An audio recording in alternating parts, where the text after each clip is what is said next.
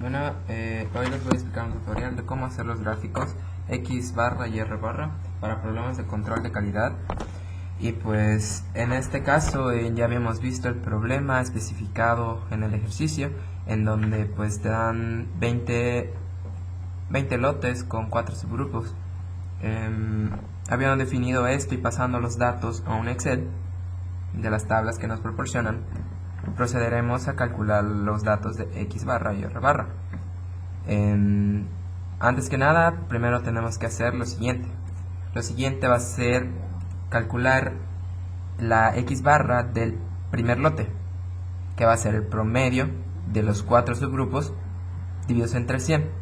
Porque aquí aparece más 5. En la especificación del problema va a aparecer que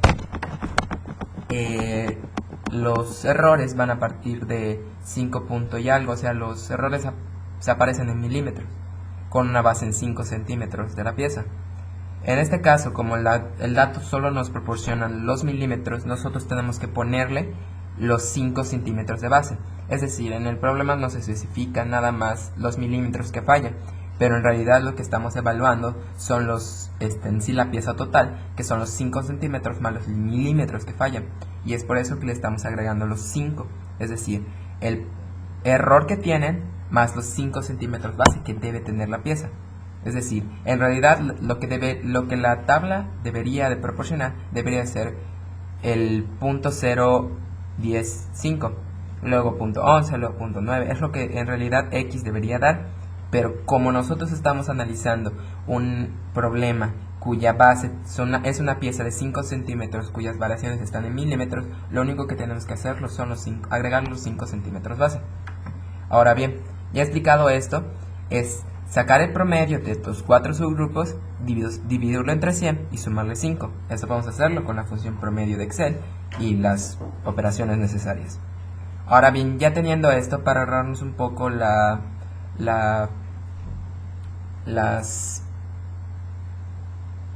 mecánicas, por así decirlo, de hacer cada operación en cada subgrupo en vez de 20, lo único que vamos a hacer es ponernos aquí en la parte inferior derecha de esta celda, esperar a que nos salga esta crucecita y arrastrarlo hasta el número que querramos, en este caso el 20, arrastrarlo hasta el 20, así, y nos va a quedar hasta este número, y nos va a hacer lo mismo para todas las filas. Ahora bien, para calcular X barra como tal, lo único que tenemos que hacer es hacer un promedio de todas las X promedio que ya habíamos hecho. Es decir, la suma de todas estas entre el número de datos que en realidad evaluamos, que son 20. La suma de estas entre 20. Ahora bien, para los gráficos R es diferente. Los gráficos R se usa con la fórmula del número máximo menos el número mínimo del subgrupo entre 100. Ahora bien, lo podemos utilizar con el comando de Excel para que se nos haga más fácil.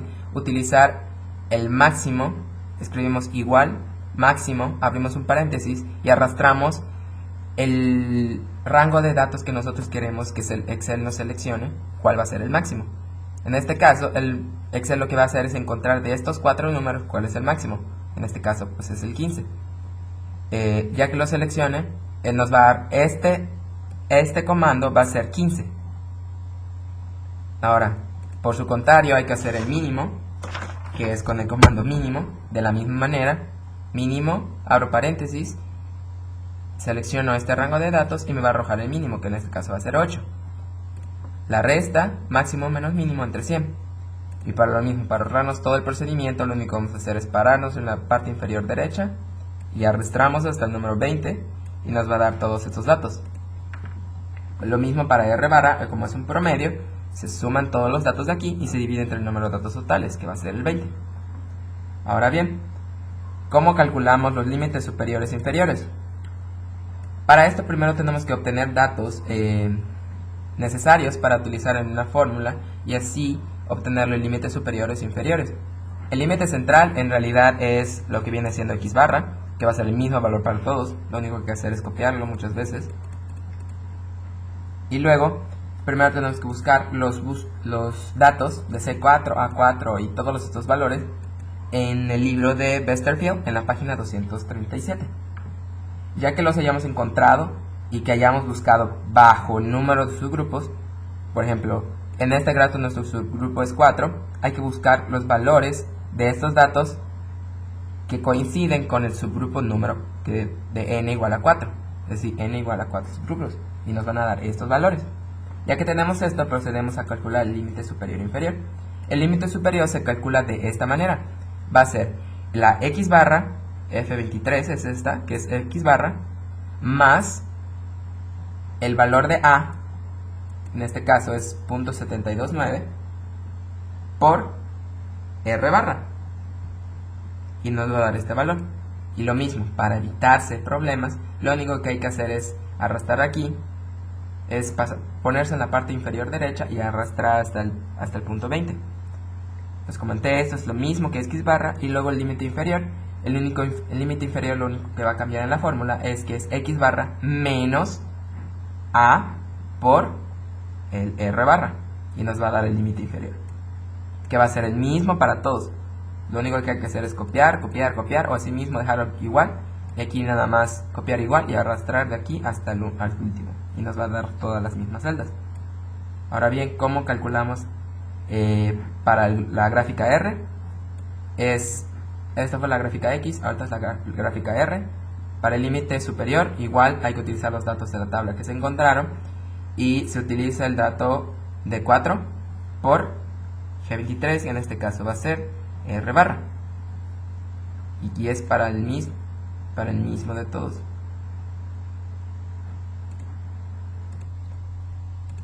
Ahora bien, en este caso para el límite inferior, como D3 es igual a 0, también lo va a ser el límite inferior. 0 por R barra va a ser 0, o sea, todo esto va a ser 0. Y el límite central va a ser el promedio de estos dos, K3, que en este caso va a ser que es el límite superior, más el inferior, entre 2, es el promedio. Y va a ser el mismo para todos. Ahora bien, ya tenemos calculado esto. Para poder graficar las imágenes, lo primero que hay que hacer es seleccionar los datos que vamos a graficar. En este caso, estos que son los datos de tendencia, las límites superior, inferior y central. Nos vamos a insertar, línea, y en línea con marcadores, y nos va a arrojar directamente esto. Ya ustedes editan lo que viene siendo el diseño, la presentación y los datos con nombres, etcétera.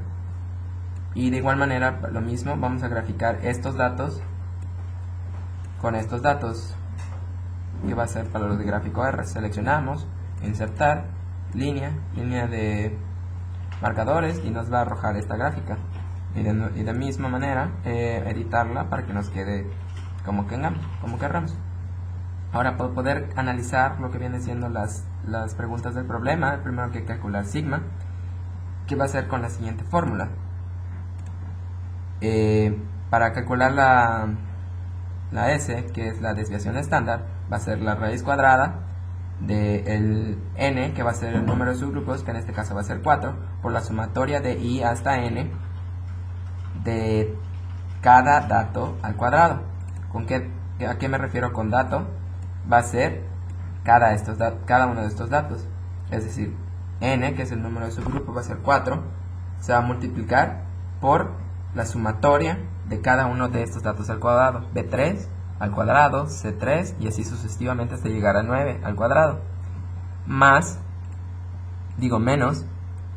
la sumatoria de i1 hasta n, o sea, los 4 datos, la sumatoria de todos esos datos al cuadrado, no cada dato al cuadrado y se suman, sino que la suma de todos esos datos al cuadrado, entre 4 por 4 menos 1,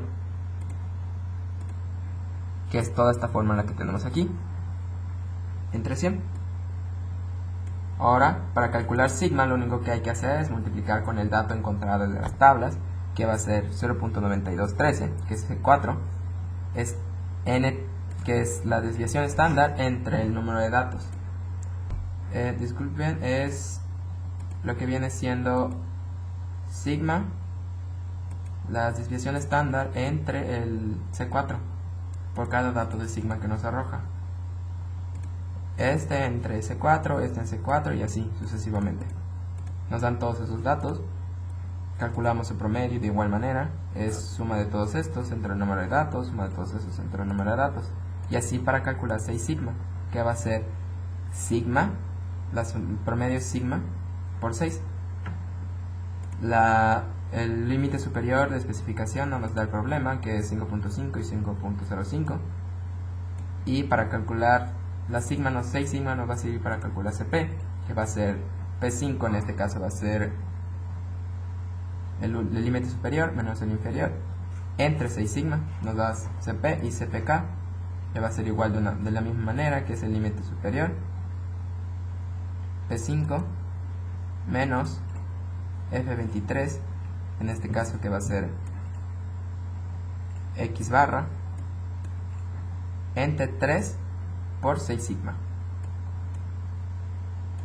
Y listo. Si la CP da, o sea, la capacidad del proceso da mayor que 1, el proceso está en lo requerido, es lo mejor que queremos. Si es igual a 1, está perfecto, nuestro sistema no falla. Y si es menor a 1, es el que no queremos y es el que tiene fallas, normalmente, que es el que mayormente da.